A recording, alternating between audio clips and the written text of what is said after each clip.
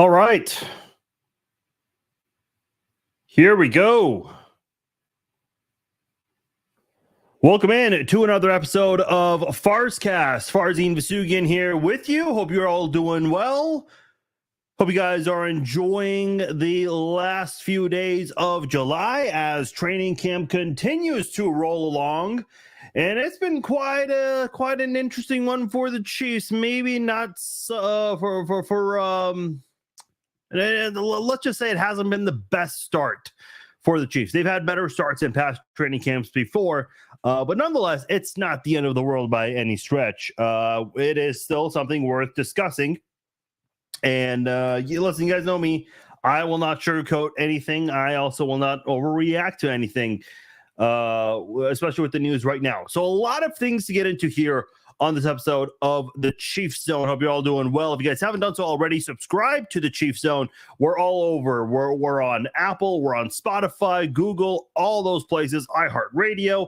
Subscribe to the podcast if you haven't already. For those of you watching the live versions on Facebook and on YouTube, greatly appreciate you guys joining us for that. As always, I welcome the interaction with you guys in the comments. So if you guys haven't done so already, comment below, react to what I'm saying. If you guys have questions, comment below with your questions. We'll get to those a little bit later on. So if you ask a question and you really want that to get answered, be patient. We will get to that a little later on. But a lot of things to get into here with the Chiefs. Chris Jones, not at training camp since we last did a podcast. We'll talk about that. Kadarius Toney recently got knee surgery. How long is he going to be out for? And what becomes the new expectation from Toney moving forward? That's not it with the wide receivers, though. John Ross has retired. A bit of a surprising news, and that puts the Chiefs in a very interesting position with their wide receiver room right now. So that is something to get into here on this podcast. Also, Justin Herbert hits the bank, and I think we've got to have a conversation about quarterbacks getting paid pretty much whatever they want. A lot of that and more here on this episode of the Chiefs Zone. Happy Wednesday to all of you. Hope you're all having a great week. Hope you're all staying cool. It is 101 degrees right now. I am looking outside my window right now from my studio. I can see kids in the swimming pool enjoying this lovely heat. I don't know why. That is not something I would do in this 100-degree weather, but to each their own, right? One quick housekeeping note here. For those of you who watch live versions, and again, I greatly appreciate those of you who watch however it is you watch. I had to remove last week's episode for kind of an odd reason. So apparently the audio has copyright issues. The Chiefs Zone theme song, that is. You won't hear it on the live versions, but you will hear it on the podcast versions. We have the rights to use that song. Shout out to Morgan Gannon, big Chiefs fan who created that song many years ago, and I believe it is still used at Arrowhead during pregame. But for whatever reason, I guess in other countries, that audio had copyright issues. So we had to take it down to avoid further penalties. I won't get into that. Copyright in the internet, just not the greatest match. It can be a bit crazy sometimes. Let me fix this. There we go. That is a little better on the video version. Okay, so enough of that. You guys probably don't care too much of that. For those of you that were curious about the video version, now you know. We do need to get into some of the news here. Let's start with Chris Jones, because this is by far the biggest story at a Chiefs training camp. Chris Jones not at training camp. He will be fined $50,000 per day. For a player that's making millions and millions of dollars, that is just pocket change. Meanwhile, for the rest of us, that's a lot of money.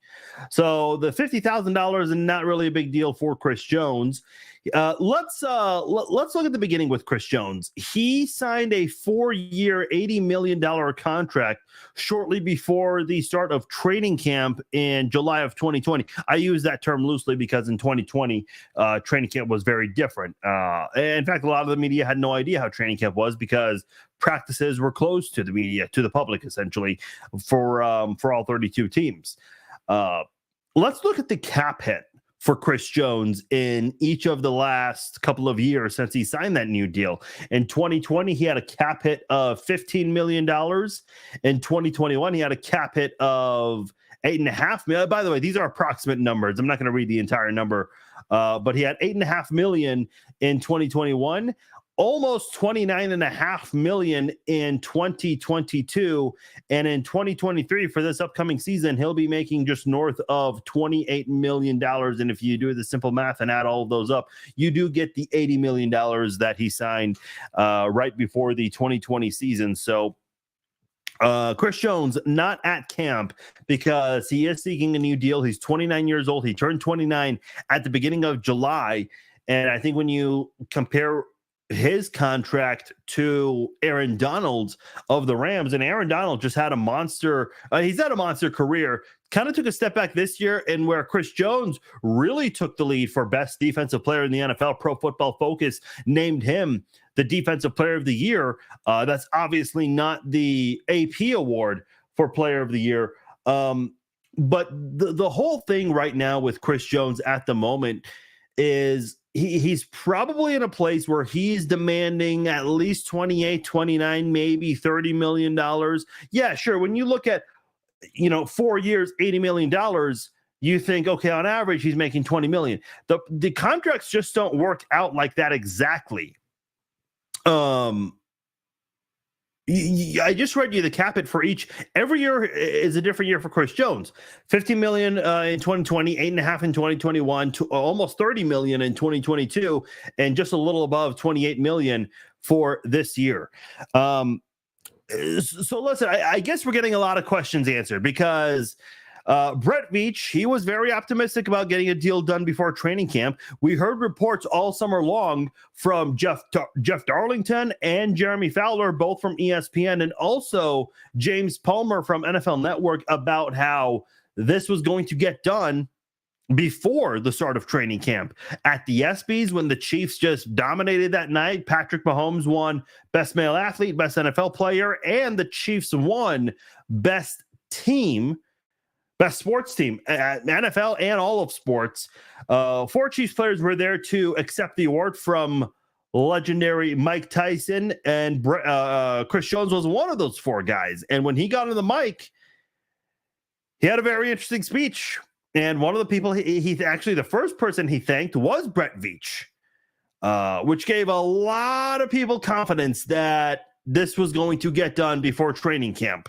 So how did we get here? How did we get from the point where there were all these reports that the Chiefs were going to get a deal done? They were optimistic that a deal was going to get done. That was the word that was thrown out there, optimistic. Everybody from the Chiefs front office was certain that this was going to get done in time. That's not the case, obviously. So where are we right now? Why are we at this point? Again, could be the amount they're agreeing on, because Adam Schefter did say that the Chiefs and Chris Jones, they're far apart in trying to come to some sort of an agreement. And you look at right now, Tyreek Hill has done a lot of interviews in the last year talking about his departure from Kansas City. He did a podcast hit with Shannon Sharp, and in that podcast hit, he talked about how they agreed on the base salary, but they did not agree on the guaranteed money part of the contract. I don't know if this could be another situation like that. Maybe it is, maybe it isn't. We don't know exactly what the Chiefs and Chris Jones are in disagreement here, what the disagreement is over. What we do know is Chris Jones is not at camp. There are a lot of rumors out there about what's going to happen moving forward. I did a couple of live streams over the weekend talking about this. I have no idea what's going to happen. I was actually very certain that the DeAndre Hopkins signing was going to happen, and in order for that to happen, the Chris Jones deal would need to be redone. They would need to give him a new deal. Extending him would have helped the Chiefs create some cap room for this year and would have allowed them to get DeAndre Hopkins. Neither of those things happened. The Chiefs had 2 big things on their to-do list for this summer. One was to get Chris Jones a new deal, extend his deal, keep him in Kansas City a little bit longer. And by doing that, that would have led them to bringing in DeAndre Hopkins. Neither of those things happened. Why are we here? What exactly happened? It's hard to say.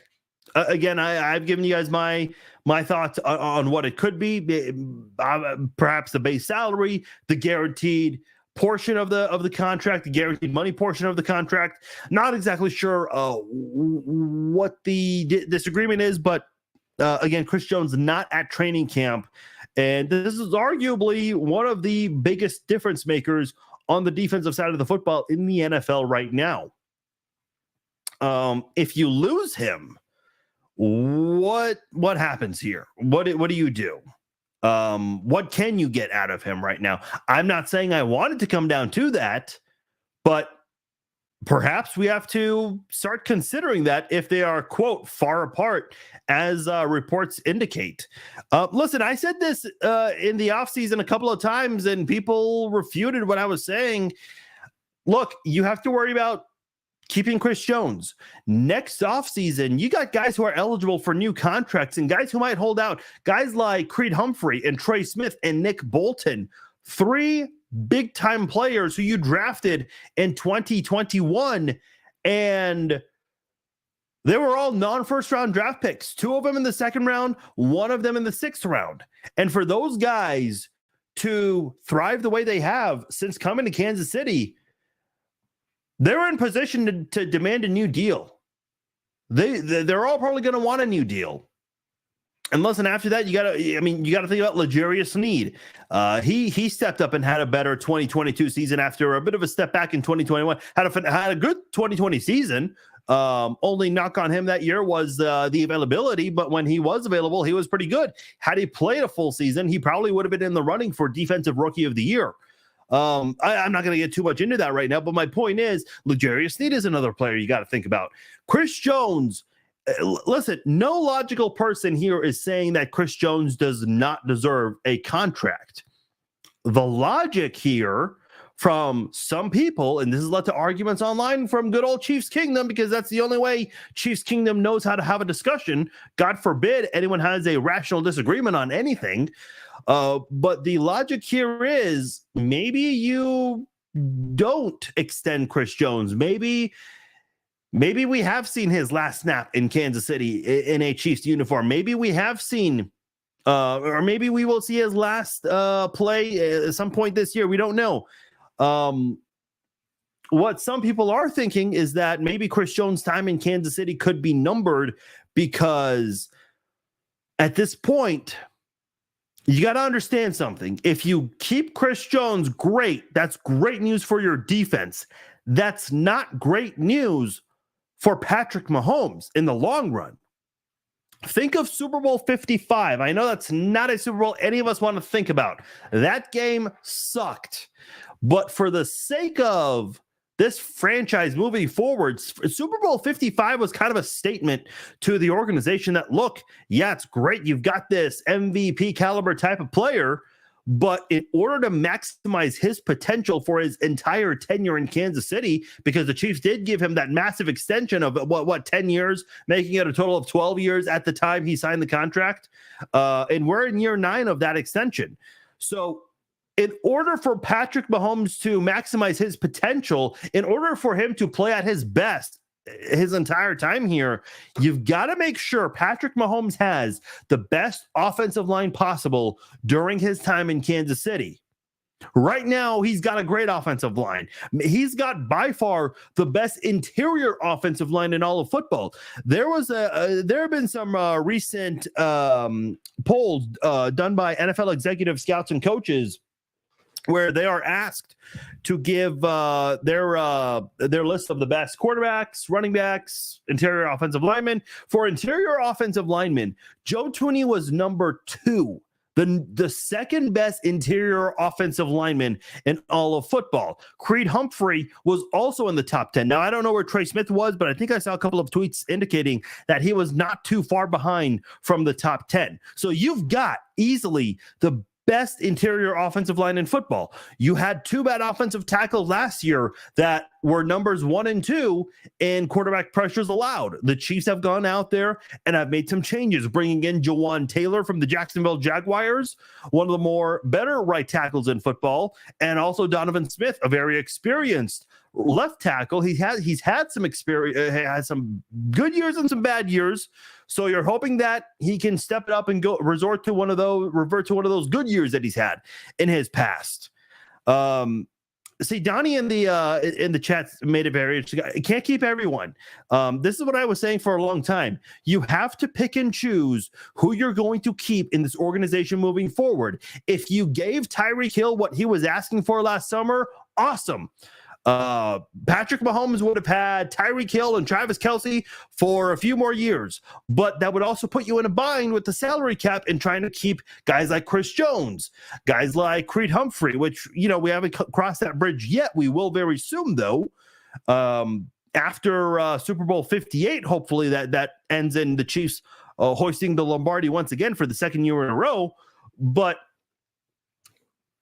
let me just say something, because I get Chiefs fans are emotional. I'm not knocking Chiefs fans for being emotional right now about this. This is by far the best 5-year tenure in Chiefs history. Okay, if you want to go back to the best 5-year stretch in franchise history, you would have to go back to the Hank Stram era, man. You would have to go from 65 to 70. That is the best 5-year stretch in Chiefs history before Patrick Mahomes. Yeah, you had some really good years in the 90s, but that did not result in some postseason success. My point is, a lot of Chiefs fans were not alive in the late 60s when they had that beautiful run with Len Dawson, Mike Garrett, Otis Taylor, Ed Buddy, Jim Tyree, E.J. Hola, and a monstrous group of defensive players. It would take. If I gave you the list of players, I would for sure forget at least 1 or 2 guys. Chiefs fans today, I mean, maybe 2% of Chiefs fans were alive to even see that in the 60s.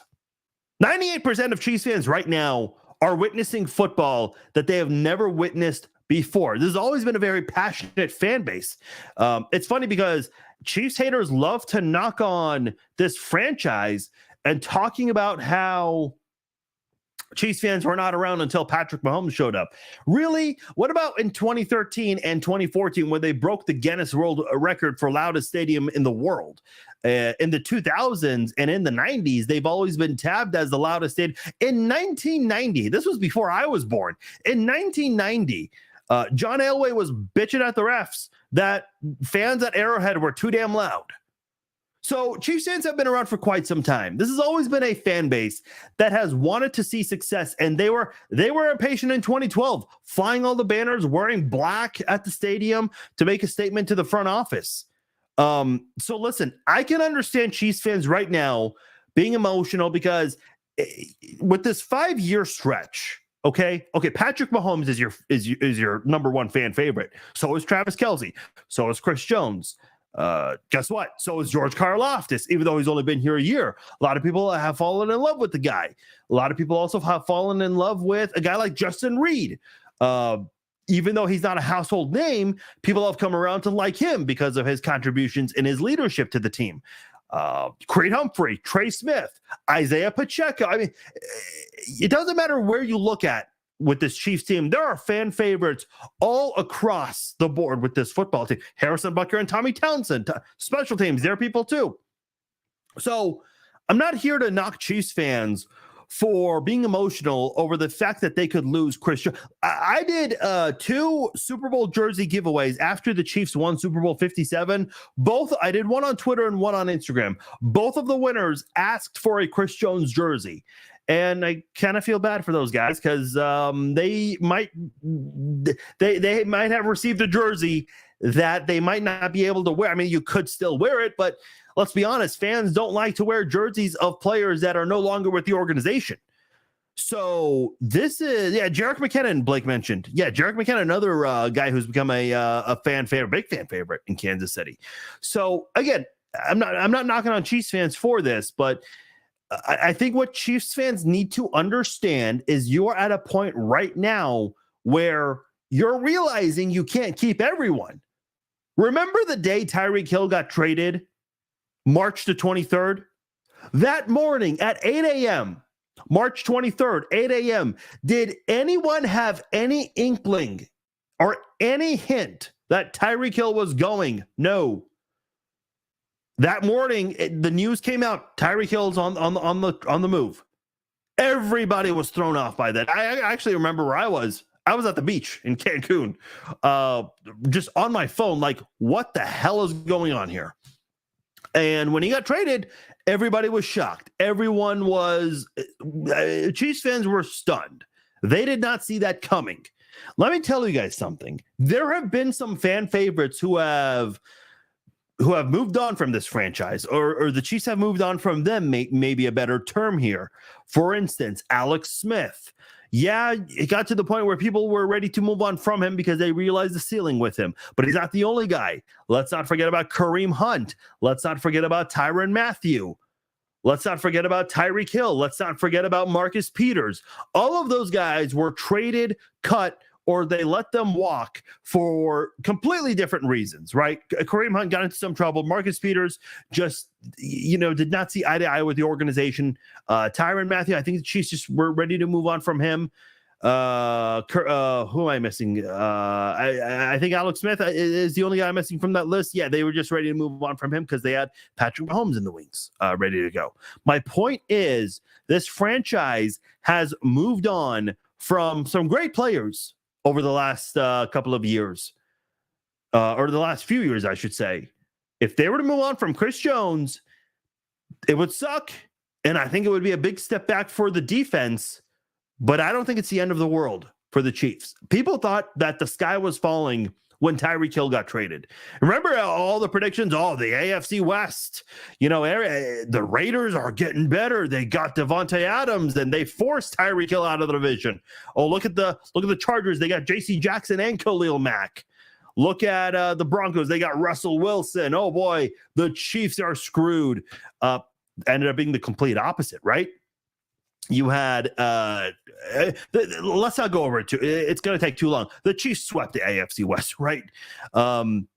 It wasn't even close. It was not even close here. I just have to respond to this text quickly. So when you look at the Chris Jones situation right now, is there a chance he gets traded? Yeah. Possibly. There was a question earlier, and this is something that some people have been asking about lately. Scott's asking, how many draft picks could we get for 95? Yeah, this is a very interesting question. So I'm going to compare this, and I know this is a completely different time because we're in the year 2023, not 2008. But I'm thinking about when the Jared Allen trade happened, because when the Jared Allen trade happened, again, this is off the top of my head, the Chiefs got a first-round pick, which was, I think, number 17 overall. They ended up moving up 2 spots so they could secure Brandon Albert. But they got a first-round pick. They got 2 third-round picks. And I believe the Chiefs and Vikings swapped 6th-round picks. So, a defensive lineman like Chris Jones, similar to Jared Allen, I would think that he could pull. You could pull something like that. Again, times have changed, so I don't know if you could get that exact type of deal. Maybe something similar like the Tyreek Hill trade, where you get a first, a second, and several other extra draft picks in the second and third days of the NFL draft. A second-round pick, obviously a second-day pick, but still a very early draft pick, so to say. So could be one of those types of deals in terms of what you could get for Tyreek Hill. By the way, if you guys have a question, comment, anything you guys want to say, comment below, and I'll try to get to those near the end of the podcast. So again, all questions, comments, don't worry, you are not getting ignored. It's just we got to keep the show moving with the topics, and I promise we will make time for your comments tonight as we talk about a lot of things to get into. So we talked about Chris Jones and the situation going on there. We got to get into another situation with Kadarius Toney here, because this one is a bit of a surprise. Well, okay, maybe not a surprise, but it's definitely not something people expected to happen. So in day one of training camp with the veterans in, Kadarius Toney tweaked his knee. Then we learned on Tuesday that he had surgery on that knee, damaging his meniscus. So he went and got that cleaned up. Travis Kelce did a press conference on Monday, essentially saying that KT was done for all of training camp and would not take part in the preseason, essentially. And so reporters decided to run with that comment. And KT put out a tweet refuting those reports, which I thought was very interesting. Then we learned 24 hours later that he had surgery. So not exactly sure what to expect from KT for the rest of training camp. In other words, I don't know if we're going to see anything from Toney in the months of August. Let me just say this. So I had a knee procedure done very similar, almost 4 weeks ago, to Kadarius Toney. Very minor knee surgery. So it's called Cyclops lesion. Now, this is not the exact surgery that KT had, but my doctor did say that if they notice a tear, since the MRI, if there was a tear with the meniscus, they would clean that up. Fortunately, that was not the case for me. But if there was, the recovery timetable would still be very similar. So what Kadarius Toney is getting done now is nothing serious. So again, this surgery was done Tuesday morning. At least that's what Andy Reid told the media. So in terms of his ability to walk, he should be in a place where he could do that. Might not be the best. Sure, might wobble or limp as he's trying to continue to do that. But in the next week or so, should be able to walk just fine. Now, in terms of being able to go full speed, that's my question there. And let me just say that I'm not going to pretend to be a doctor or a physical therapist or any of that stuff, because let's understand one thing. Professional athletes, their whole recovery process is not going to be the same as the average person's for the same procedure. I remember Adrian Peterson tore his ACL late in December, and he was ready to go in September. He was playing games in September. No human being can go back to full speed activity that quick. But professional athletes, listen, they're just built different than you and I are. So that is one thing to consider with KT's recovery. But at the same time, you don't want to rush anything, right? Now, that's not the only news with the wide receivers. And I see some of you guys in the chat talking about this. News came out today, about an hour ago, that John Ross has retired. This was not something I expected here. The wide receiver room has gotten thin. It was already thin before training camp. Now you're not even a full week in with the veterans, and things have gotten pretty interesting here. Let me read you who the wide receivers. Okay, Kadarius Toney right now just not available. I don't know if he has been officially placed on the PUP or what the deal is with him, but he's obviously not practicing. So we might as well say he's on the PUP. John Ross has retired. Very unexpected, but that's the story right now. So who are your wide receivers at the moment? You've got Marquez Valdes-Scantling, got Sky Moore, got Richie James, Justin Watson. The inexperience is starting to come in here. Did I mention Rashee Rice? He's probably next on that depth chart. You've got Justin Ross. We've yet to see him play an NFL snap. You have Amir Smith-Marset, who has some familiarity with the offense.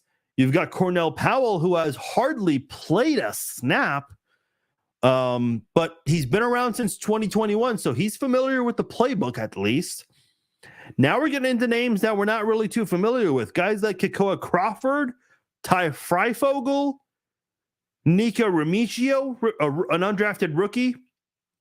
You have Jerion Ely, who I believe he's listed as a wide receiver, but he has been going back to the running back position, doing some work there.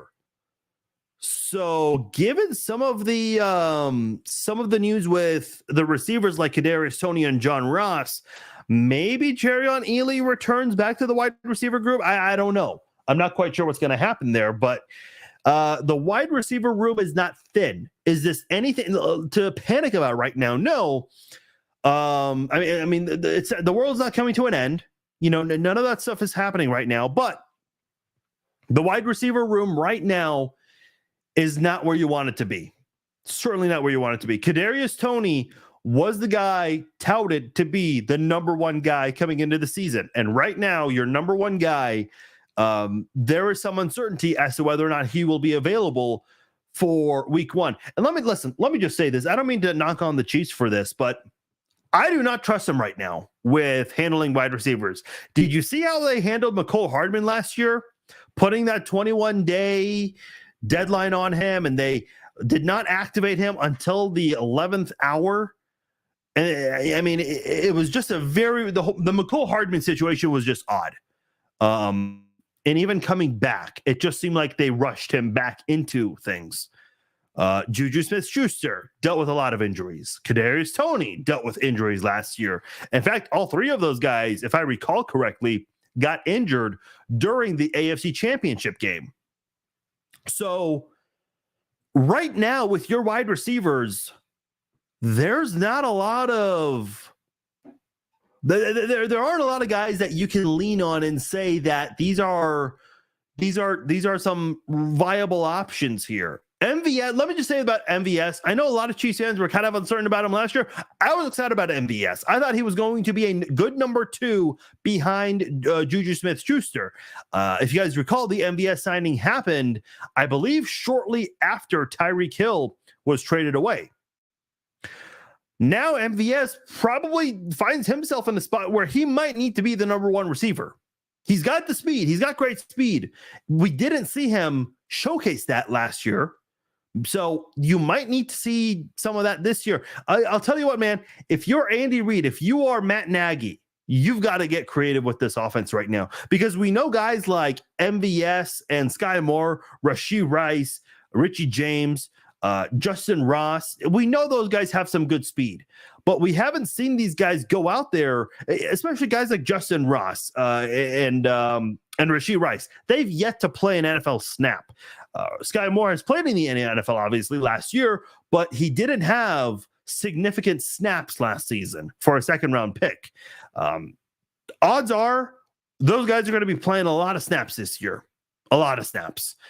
Justin Watson, I know this is a guy who has some veteran experience out there, but is this a guy you really want as a number 1 or a number 2 receiver? Is this a guy that, like, if the Chiefs were to say today, let's say training camp ends today, and the Chiefs say Justin Watson is one of the starters for wide receiver, I don't know if you would feel pretty good about that. In fact, I think a lot of people would cringe.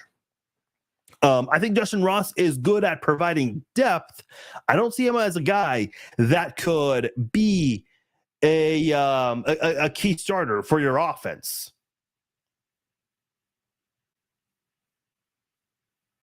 Yeah, right now I'm just not really sure with the wide receivers. I know some of you guys have mentioned Jarvis Landry. I'll tell you what, man, if you are Brett Veach or if you're a member of this front office, you are keeping a very close eye on potential surprise cuts, specifically at the wide receiver position, because if you're let's just say 6 wide receivers right now are MVS, Sky Moore, Justin Watson, Rashee Rice, James Ritchie, and Justin Ross. Those are my 6 guys. Cornell Powell could be a 7th guy, especially considering the Chiefs do not have a fullback anymore. Michael Burton moved on to Denver. So there's a possibility the Chiefs have 7. Amir Smith-Marset might be that 7th guy. I don't know. That is not a great set of wide receivers to go into. And I'll say this right now.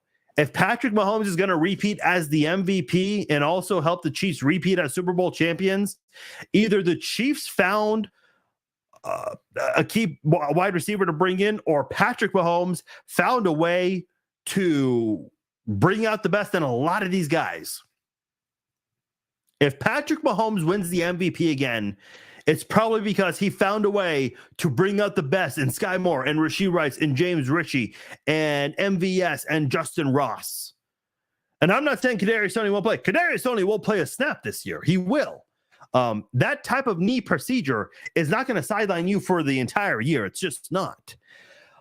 But this is not the best set of wide receivers right now. Yes, you have Travis Kelce as your number one pass catcher, but you do not want to run this guy to the ground. Maybe there's a possibility your number two tight end, I think it's Jody Fortson. He's probably going to see a lot of action. Remember when Alex Smith was throwing a lot to Demetrius Harris? Not the best tight end in the world, but they used him a lot. I think the Chiefs might do something like that this year, given how thin they are at wide receiver. This is not a position group I don't want to say I'm not excited about, because listen, the Chiefs are right now relying on potential with Justin Ross and Rashee Rice and Sky Moore. Those are three very inexperienced receivers that we honestly don't know much about in terms of their NFL capability. Richie James, yeah, he did some good things with the Giants, and, this might be an offense that better suits him in the long run. So, again, not the prettiest wide receiver room out there. So the Chiefs are either going to need to keep an eye on some guys in free agency, some potential surprise cuts, or the coaching staff is going to have to get very creative. Listen, I know the knock on Patrick Mahomes is, he's only throwing guys that get wide open, and a lot of his passing yards are due to yards after the catch. Well, you know what, man? I think it's time to get very creative and find a way to get a lot of yak here, because these guys have a lot of speed. James Ritchie, he's got great speed. MVS, he's got good speed. KT, whenever he's available, he's got the speed for it. All these guys have very good speed here that I'm talking about. Sky Moore, Justin Ross. They got to find a way to get these guys open. And all you got to do is have Patrick Mahomes hit. Look, I know the big knock on Mahomes is that he did not have a pass he did not have one of those deep touchdown passes like he did with Tyreek Hill so many times. He did have some deep downfield passes. He did, just not deep downfield touchdown passes, which is fine. Again, I know some people love to bring up the fact that Mahomes had a lot of short passes that went for touchdowns, which, who cares at the end of the day, as long as you're scoring touchdowns. I remember in Alex Smith's last year with the Chiefs were last in the red zone in the NFL. So that is something that they got way better at with Patrick Mahomes when he got to Kansas City and started playing games. I just want to know right now, and again, and Keith makes a very interesting point right now, a guy like Jerick McKinnon, I know the Chiefs have tried to save his repetitions more for the second half of the season and in the playoffs. That's how they've done it the last 2 years. Maybe this is an opportunity for McKinnon to play a lot more early on. And again, we'll see with Isaiah Pacheco. I'll get to the running backs a little bit later, but because Isaiah Pacheco, he still has the yellow jersey on in training camp, but very surprising start for for training camps, especially at the receivers. The whole Chris Jones thing, I guess there was maybe some inkling that he might not be there, because people were saying whenever the pictures came out of Chiefs players, of the veterans coming into St. Joe, people were all saying Chris Jones going to be there. So I guess there was some expectation that Chris Jones was going to be absent, but I don't think anyone saw this coming with Kadarius Toney getting hurt on day 1 and John Ross retiring on day 4 of training camp? Yeah, day 4 of training camp. So some surprises there for sure. Let me know your guys' thoughts on this. I think this is now a good time to maybe read some comments here. I talked about McCole Hardman a moment ago. Joshua says Hardman should have been shut down for the year. That injury was odd. Yeah, that was really odd. I had Matt Derrick on the podcast, and we just could not figure out what in the hell was going on. What was the whole recovery process all about with that situation here? Scott mentions Jarvis Landry. Joshua also mentioned Jarvis Landry. Nick says, I had a conversation with 2 guys at work the other day that turned into watching them argue over Mahomes and Herbert. It was nuts. Yes, I'll get into Justin Herbert in a moment here. Eric says instead of John Ross trying to get better to compete, he raised the flag and retired. He has shown he did not live up to the hype, and it's better he retired. By the way, people don't know this. He was picked one spot before Patrick Mahomes in the same draft. Crazy. Yeah, very crazy. Blake says, I was totally surprised. Last we heard we were close to an extension. I was like, oh, you're talking about Chris Jones. I wasn't even mad. We all knew to keep a competitive team. We couldn't afford to make him the highest paid wide receiver in the league, which is what he wanted. Oh, you're talking about Tyreek Hill. Because I was kind of comparing that to the whole Chris Jones thing and how some of the fan favorites have no longer, I mean, they've been traded or let go. Yeah, you know, we're hoping for the best, but possibly expecting the worst. It has been kind of an interesting few days with this, especially with all of the speculation going on. Jake says, with all the defense Veach building up for this season, it's imperative that they give Chris Jones his money. I don't disagree, Jake. Yeah, Chris Jones is needed for this defense, but what about the other guys? What about Creed Humphrey? What about Trey Smith? You're going to be in a very tough spot to keep those guys. Nick Bolton's another guy. Hey, listen, the Chiefs have been very lucky with the center position. They brought back Casey Wakeman. After that, they had Ryan Lilja, who did very well. Then they drafted, I believe, Mitch Morse from Mizzou. They drafted him. There was another guy, Rodney Hudson, who played well also. It was Rodney Hudson, then it was Mitch Morse. I can't recall if Rodney Hudson played more guard or more center during his time as a Chief. But then after Mitch Morse, you drafted... Well, no, the Chiefs had a bit of a gap before drafting Creed Humphrey. But anyway, my point is the Chiefs have done a good job of finding good centers through the draft, but you don't want to keep doing that every single time. You'd like to have that guy who's holding the football at the beginning of the play for a long period of time. Hopefully they can do that with Creed Humphrey. Matt says it's doable, though Mahomes makes everyone great around him, like Brady in New England had some shit wide receivers and made them shine. Yeah, this is actually a great point. I talked about this earlier in the offseason, Matt. Listen, what was the formula in New England? You know, because they did switch up some guys, but they kept Tom Brady the entire time, and they tried to keep some offensive linemen for a long period of time. After that, you know, they got lucky with guys like Gronk. Vince Wilfork moved on. They brought in some other guys on that defense. They had Ty Law for a while. Then they had J.C. Jackson. I can't remember who was the guy before J.C. Jackson. Stephon Gilmore. That's who it was. So they've had some very good quarterbacks over the years, finding them through the draft, getting some middle-tiered players in free agency, and trying to make them better in New England. So, you know, you might see some of that here in Kansas City. I've talked about that before. Blake says if Jody Fortson can stay healthy, he can definitely be a threat. Let's also not forget about Richie James with Mahomes throwing to him instead of Daniel Jones. And yeah, that's a very good point.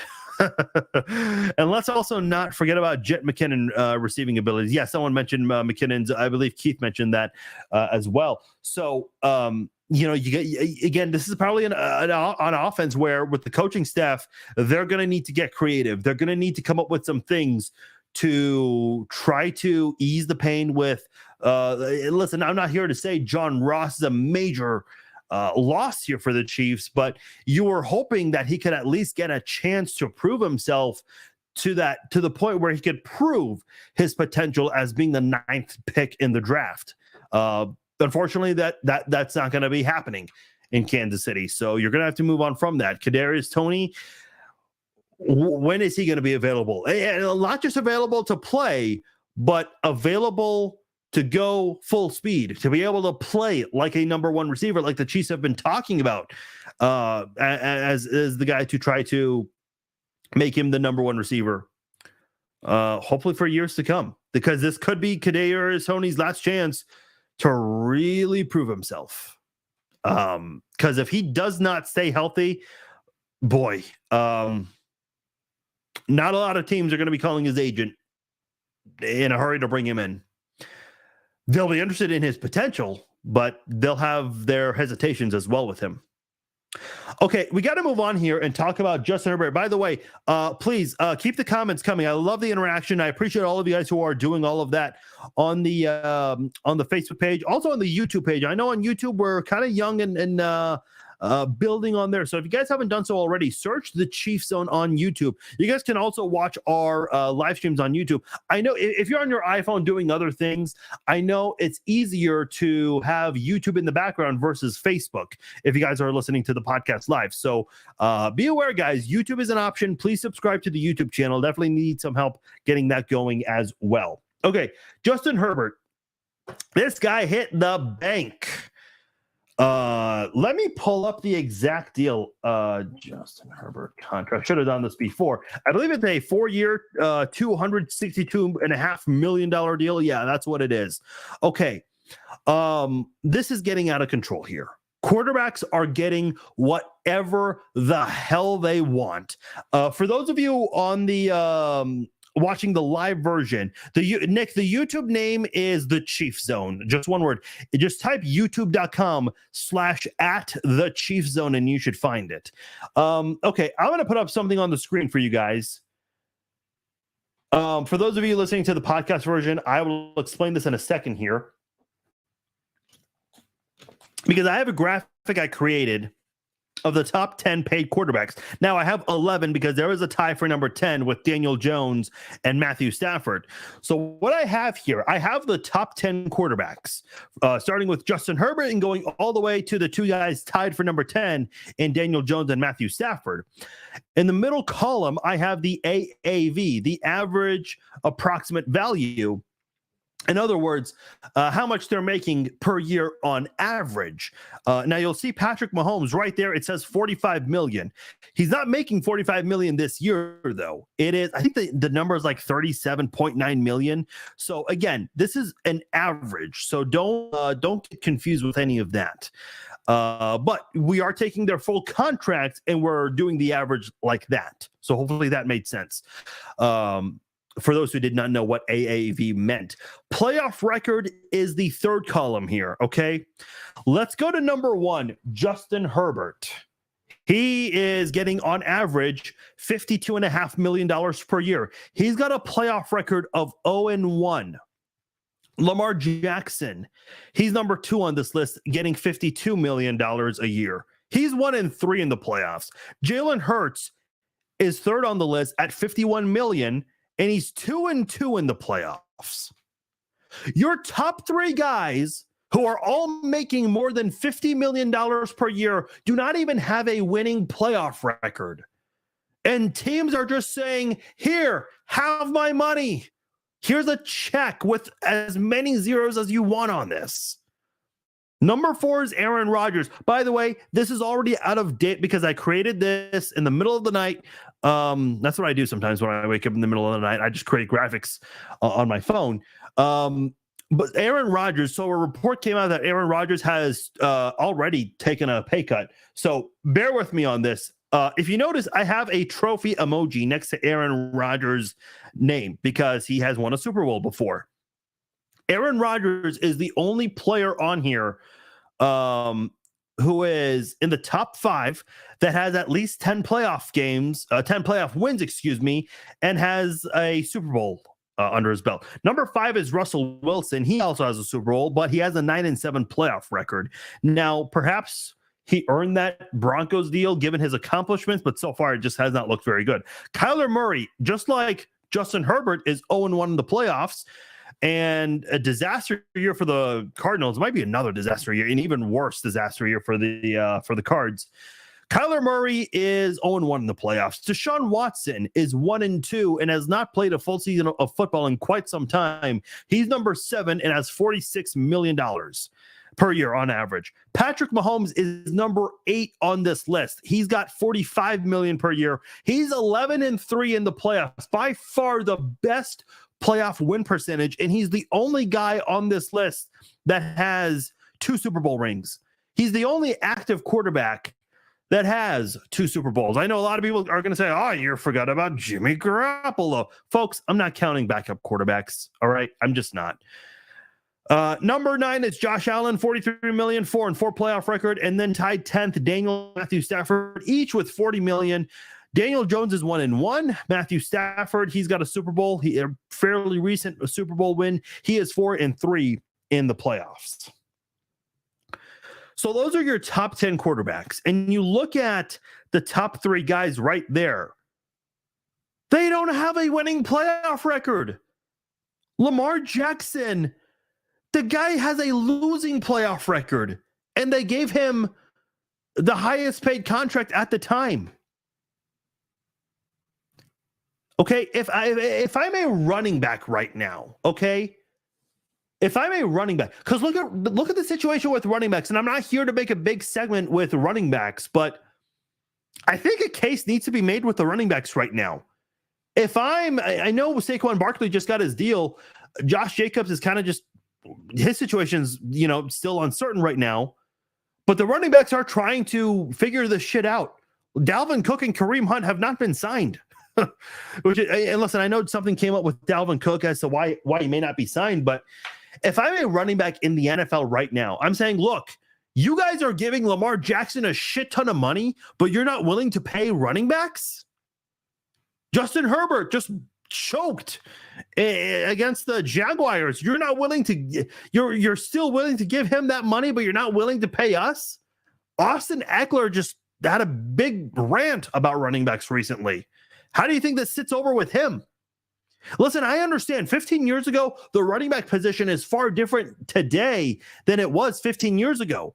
The way running backs are used are just not the same. I get that, folks. But I think teams need to step up and say, look, we are not fucking paying you $50 goddamn million because you have accomplished nothing in the playoffs so far. Look, let me go back to this. Look at the playoffs. Look at the playoff record here. Why are we paying these guys? Why are we paying Herbert, Jackson, Hurts, Murray? Why are we paying these guys so much money? I don't get it. Am I jealous? Hell yeah. Hell yeah, I'm jealous.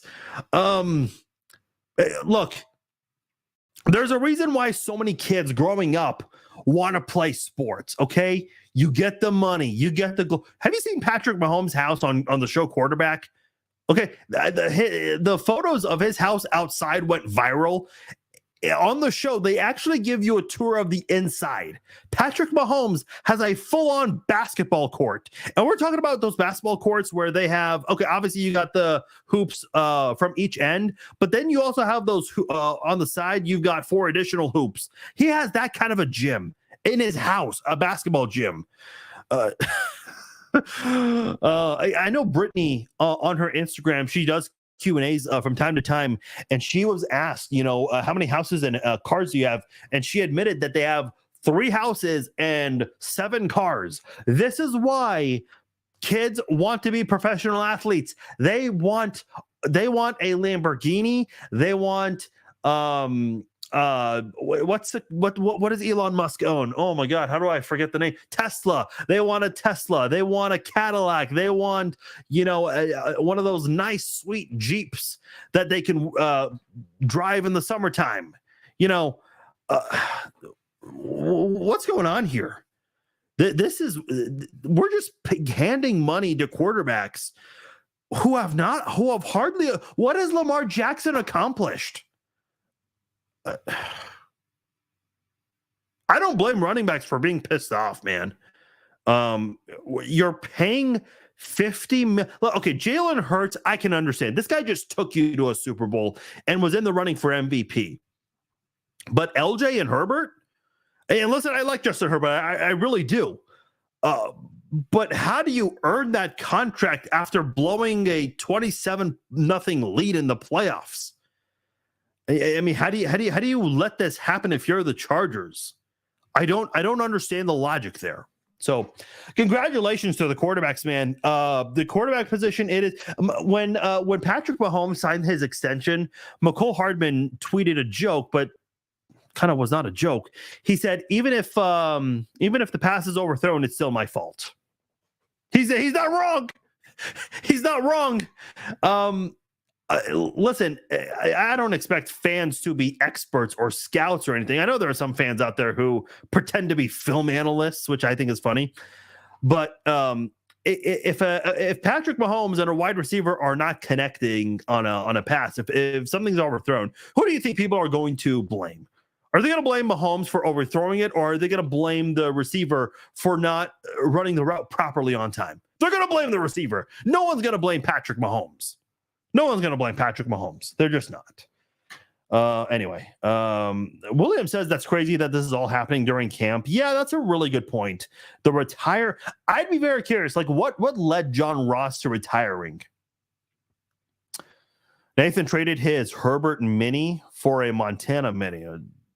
Good. Who did you rip off? Were these signed? Like, you just fucking ripped off whoever you just ripped off. Good for you, Nathan. You traded a Herbert Mini helmet, I assume signed, for a Joe Montana. You said Montana. I assume you're talking about Joseph Montana, the Joe Montana. Dude, that is some Chiefsaholic criminal robbery right there. Nick says, I think John Ross retired from all the injuries he had over the years, but I'm not certain. Yeah, it could be, Nick. It could be. A couple of other quick notes I want to get into here. So Tyreek Hill has been making some noise today. He did his first media availability since the incident that happened in Florida. Why is Tyreek Hill always involved in something? I don't know. He also made a very interesting comment that he said he's going to go into the Hall of Fame as a Miami Dolphin. I have a question. Are people going into the Hall of Fame with a designated team? Like, is that actually a thing? Did Tony Gonzalez go in as a Falcon or a Chief? I honestly could not tell you. I really don't know. Did Ty Law go in as a Patriot or as a Jet or as a Chief? I seriously have no idea. Is that even a thing? Like, who did Marcus Allen go? What was like the designated team Marcus Allen went in as? Nick says Gonzalez went in as a Chief. Okay, Nick, I'm not saying you're a liar. I'm really not. I seriously don't know. But I just don't know, like, what's the designation in there? Because I've looked up the Hall of Fame's, like the website. Baseball does have them pick teams when inducted. Okay, that's good to know, Joshua. Nathan, I should probably put these up on the screen, by the way. Nathan says that's why they send one-day contracts. Listen, the one-day contracts, like, that's cool and all. The one-day contracts, honestly, I've never really cared about so much as a fan. I can understand as a player, you want your name, you're like on your Wikipedia, the last team you were with was this team. Like, okay, I get that. I will say the Chiefs got very creative. Like with Dwayne Bowe, they had Mahomes throw a touchdown pass to him. Mahomes handed a ball off to Jamal Charles. Derek Johnson broke a huddle. Like that stuff was kind of cool. Other than that, like I've never really cared so much about one-day contracts. But yeah, Tyreek Hill, listen, Tyreek Hill knows what he's doing, right? On his podcast, he brings up the Chiefs constantly and makes them. I know he made a homophobic comment about the Chiefs, trying to, listen, Chiefs fans, I love y'all. I really do. But sometimes you guys take the bait very well. You guys, listen, I guess I'm included in that. I responded to certain comments about the Chiefs out there. There are a lot of fan bases, like podcasters and bloggers that have a decent following. They know what they're doing when they comment about the Chiefs because they know Chiefs fans, it's going to get back to them and it's going to get a lot of reactions. So I guess that's what Tyreek Hill is doing ultimately. I did ask you guys a question about Deneric Prince, asking, do you guys think he makes a 53-man roster? This guy's been getting some hype. We still don't know a lot about Isaiah Pacheco. I know he did say that he will absolutely be available for week 1, but what else is he going to say, right? Jerrion Ealy, I did talk about him possibly going back to the wide receivers group, but he has gone back to the running back position group. Because listen, I put Jerrion Ealy as a receiver, and people have said, "Oh no, he's a running back." Well, he was a running back. He switched to receiver. Now he's back at the running back running backs group at the moment. So I kind of I find his little journey here interesting. Maybe he goes back to wide receivers given the situation the Chiefs are dealing with right now there. I don't know. But the running back position group is a very interesting one. I know Prince has been getting some hype in camp. So has James, Richie James, that is.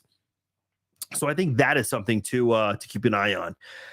Last little nugget here before we sign off. This is quite the story, ladies and gentlemen. I never thought we'd be talking about this on the podcast. Travis Kelce is trying to send his digits to Taylor Swift. Yes, the Taylor Swift. The same Taylor Swift who performed at Arrowhead very recently, which got very interesting reactions from lovers and haters. By the way, funny story. So I posted the picture of Patrick and Brittany at the concert, and everybody was just, people love the picture. And then there were a few people who were like, oh, why are they there? They should give their tickets to someone who cannot afford them. Shut up. Mahomes already does enough community service. He really does. And so does, I know Brittany's done some things as well with KC Pet Project and whatnot. So anyway, the Taylor Swift thing at Arrowhead was a big deal, but apparently Travis Kelce had his phone number on his bracelet and was going to give that to Taylor Swift, because some of these musicians, they'll do like a VIP, little meet and greet mingle type of deal. Oh, hey, you're a celebrity. I'm a celebrity. Yeah, let's rub elbows. Let's talk. Let's exchange numbers. When are you going to be in Vegas? Yeah, I'll be here too. That kind of thing. Apparently Taylor Swift does not do that. I don't know why. Travis Kelce was joking that she can't do that because she's got to save her voice for the 44 songs she's going to sing. Is that really how many songs she performs? Joseph says, what about stadium topic? Let me get into that in a moment, because that's not on my agenda here. But if you want to talk about that a little bit, we can. But yeah, Travis Kelce and Taylor Swift, T Swift and T Kelce. Is that what we're doing here? Is that going to be a thing? Listen, this has actually generated a lot of headlines because Kelce talked about this on his podcast. This is definitely going to get to Taylor Swift. Like, she is going to hear about this from either her manager or from the media or social media.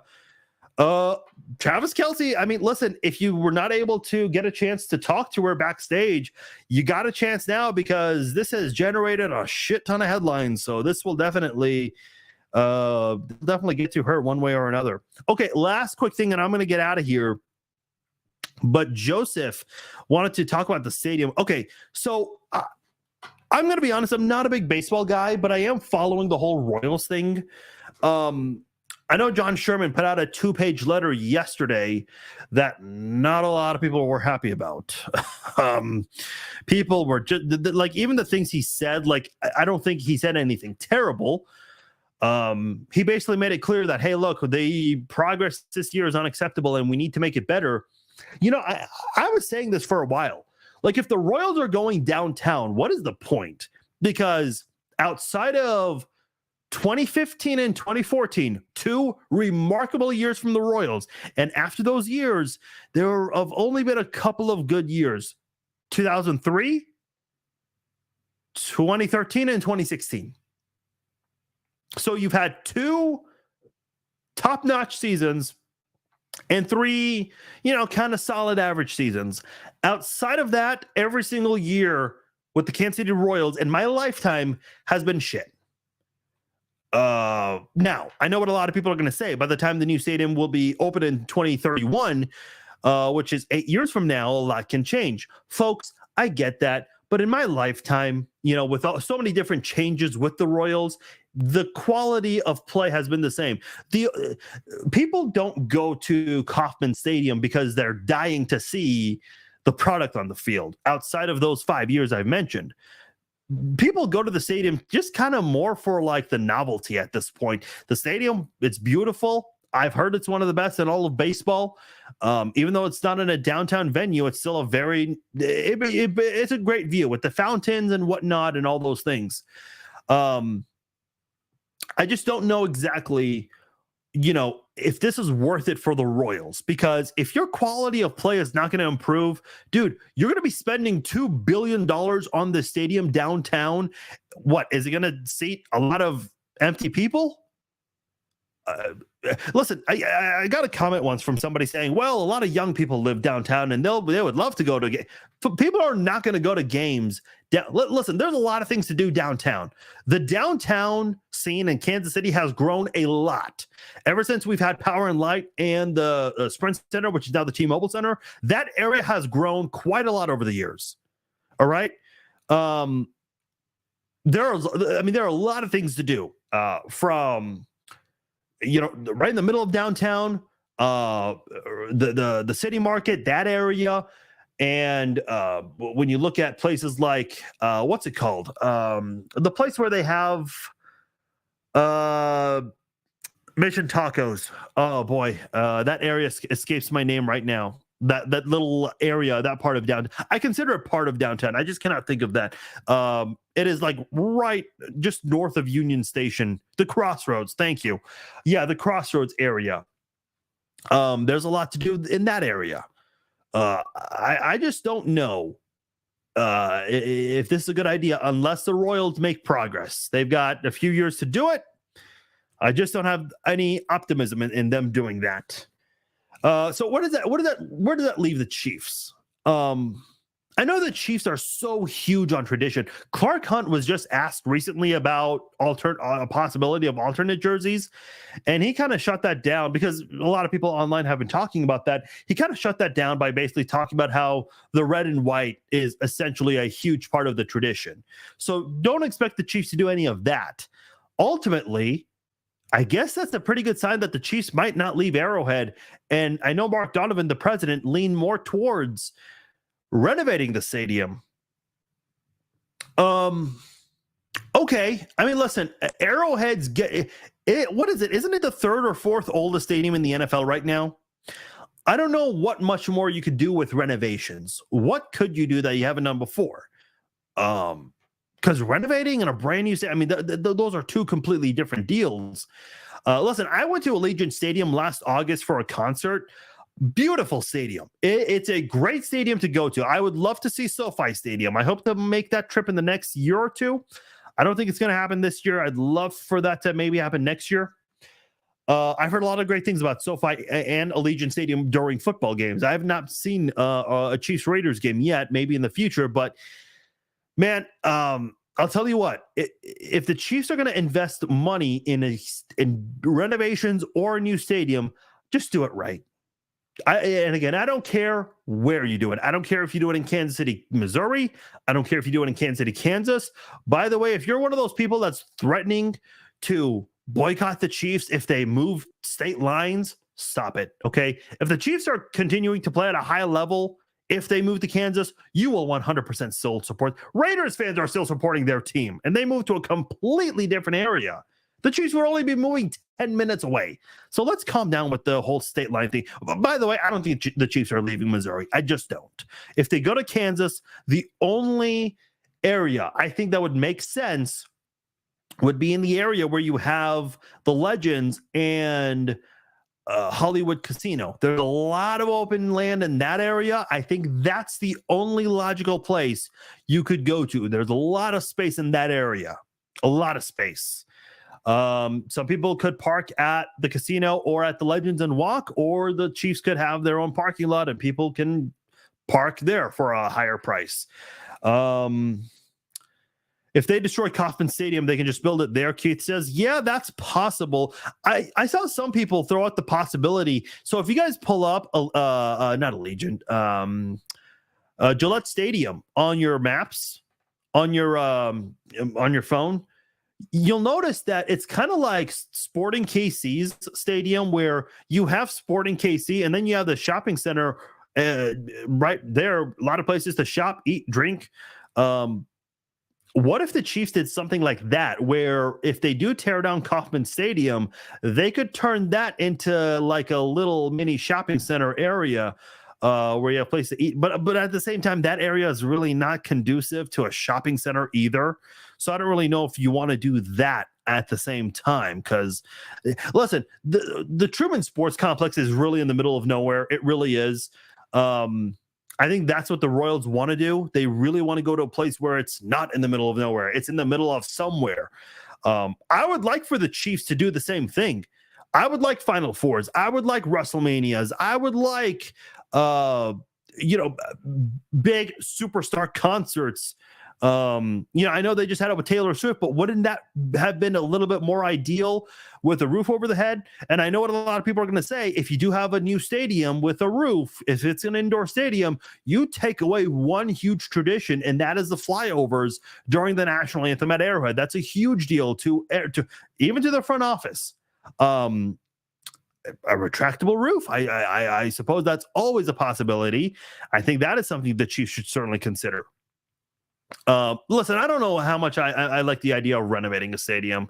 I would prefer a brand new one downtown versus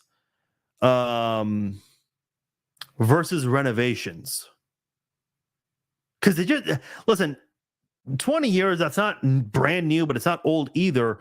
I mean, the renovations, they're not that old right now. They ended renovations, I think, in 2010, and we're in 2023. So, yeah, about 13 years old. They're not terrible. Look at Kauffman Stadium. I mean, they just built Craft and Draft, I think, during the 2015 season.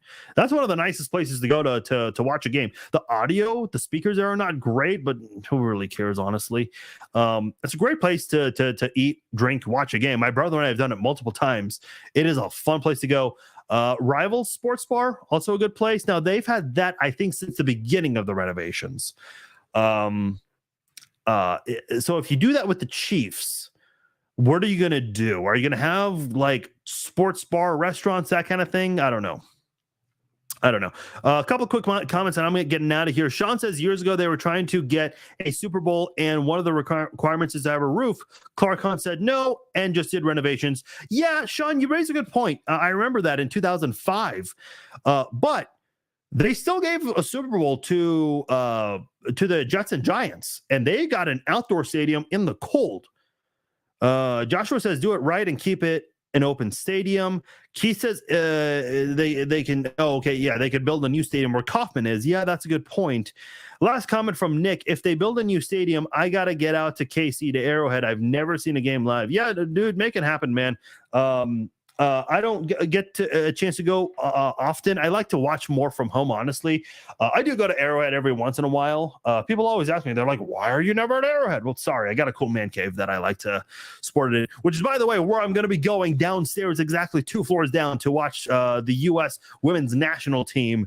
I think, who are they playing? Netherlands, I think? Or Portugal. I'm terrible at keeping up with all of that, but I am going to be watching that very, very shortly. So big ups to the U.S. women's national team. They are going to be playing very soon. Big thanks to all of you guys for downloading and listening to this episode of the Chiefs Zone. Big thanks to all of you joining us for the live version. Shout outs to all of you guys who joined and brought in the comments. Appreciate all the comments, questions, all that stuff.